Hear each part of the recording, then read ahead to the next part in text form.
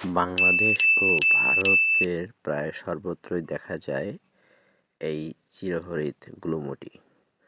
তুলসী শব্দটির অর্থ যার কোনো তুলনা নাই, কিন্তু বিজ্ঞানের ভাষায় এই গাছটির পরিচয় কি, কিভাবে চিনবেন একে? আজ আমরা জানব তুলসী গাছের অজানা কিছু কথা। তুলসীর বৈজ্ঞানিক নাম অসিমাম টেনুইফ্লোরাম বা অসিমাম স্যাংকোটাম। এটি লেমিয়াসিস নামক উদ্ভিদ পরিবারের সদস্য, যাকে আমরা পুদিনা পরিবারের বলেও চিনি।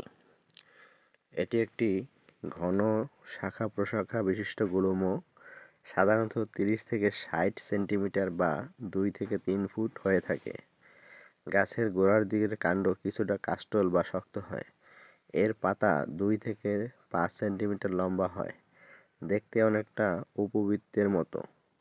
পাতার কিনারা খাঁজকাটা বা দাঁতাল হয়। পাতা দুটি কাণ্ডে বিপরীতমুখী হয়ে সাজানো থাকে। ফুলগুলো ছোট বেগুনি বর্ণের হয়, যা দণ্ডের মতো লম্বা থোকায় থোকায় ফোটে। গাছের পাতা, ফুল এমনকি ফল পর্যন্ত একটি তীব্র ও মিষ্টি মিষ্টি ঝাঁঝালো গন্ধে ভরপুর। প্রসঙ্গত, তুলসী প্রধানত 2 রকমের হয়: সবুজ পাতার রাম তুলসী বা শ্বেত তুলসী এবং বেগুনি পাতার কৃষ্ণ তুলসী। আর এই গাছকে বলা হয় অক্সিজেনের ভাণ্ডার, কারণ এটি পরিবেশে প্রচুর পরিমাণে অক্সিজেন সরবরাহ করে।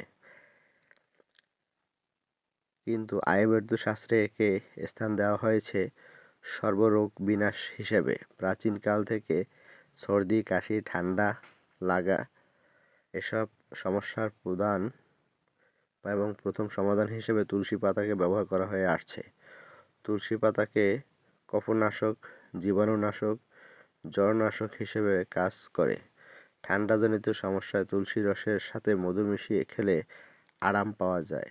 শুধু সর্দি কাশি নয়, বদহজম, গ্যাস্ট্রিকের সমস্যা থেকেও শুরু করে পেটের কৃমিতেও তুলসী কার্যকরী। চোখ উঠলে তুলসী পাতার রস কাজলের মতো চোখের পাতায় দিলে আরাম পাওয়া যায়। এটি কুষ্ঠরোগের মতো জটিল রোগেও তুলসী পাতার রস সেবনের উপদেশ দেওয়া হয়। দাঁতের যন্ত্রণায় তুলসী পাতা, গোলমরিচ একসঙ্গে বেটে ব্যথার জায়গায় দিলে আরাম পাওয়া যায়। আজ এখানেই রাখছি, দেখা হবে পরবর্তী কোনো ভিডিওতে। সে পর্যন্ত সুস্থ থাকুন, ভালো থাকুন।